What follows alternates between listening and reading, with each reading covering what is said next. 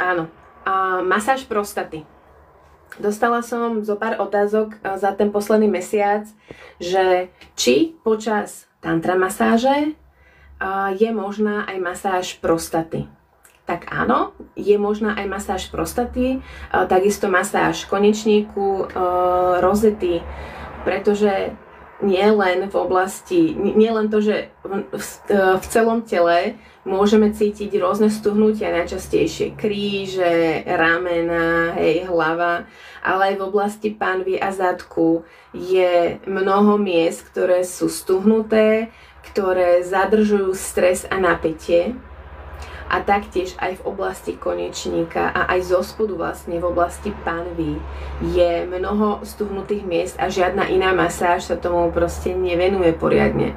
A ako som hovorila, keď sa uvoľní telo po fyzickej stránke, tak tá energia a to zrušenie môže krásne plynúť a zrazu môžete cítiť práve to nabitie a také zimomriavky alebo vibrácie úplne v celom tele.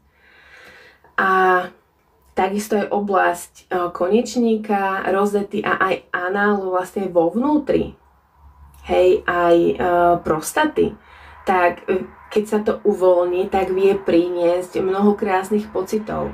Viem, že niektorí muži sa toho obávajú a myslia si, že to bude ako u doktora, kedy to pôjde proste rýchlo a bude ich to bolieť. Tak vôbec nie. Každú masáž robím s veľkým rešpektom a pomaly. Takže aj masáž prostaty robím pomaly. Robím ju v hygienických rukaviciach práve zo zdravotných dôvodov, ale inak veľmi láskavo a rešpektujúco, a aby ste mali čas sa uvoľniť a navnímať to, čo to s vami robí, ale proste mnoho ľudí, mužov potvrdzuje, že sa toho obávali, ale keď to zažili, tak zistili, že to bolo celkom príjemné. Takže masáž análneho otvoru a prostaty nerobí z vás gejov,